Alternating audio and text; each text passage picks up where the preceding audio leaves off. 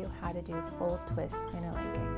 I also sometimes call this multi-twist interlinking, but that is a less accurate name. So I will try to stick with full twist from now on.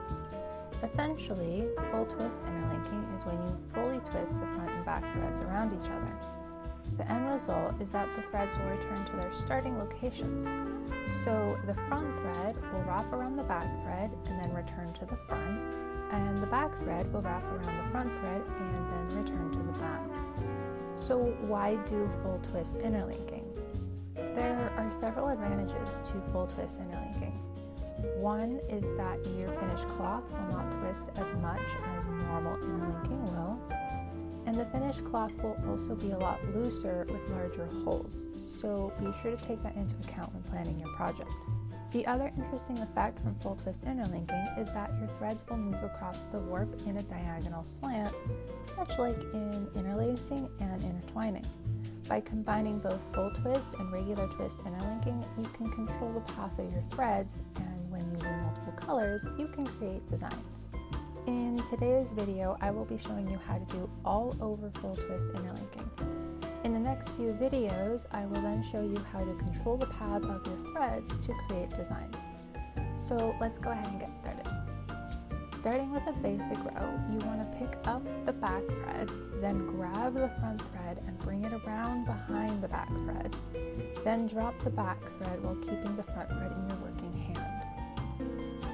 The easiest way to do this is to push the back thread up with your middle finger and then reach under it to grab the front thread.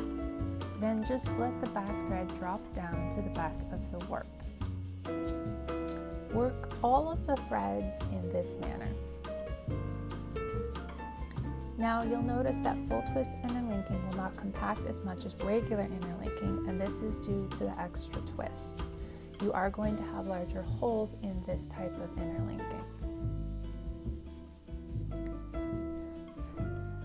Now for the shift row, start by picking up the first back thread as normal, then do a full twist of the next back and front threads.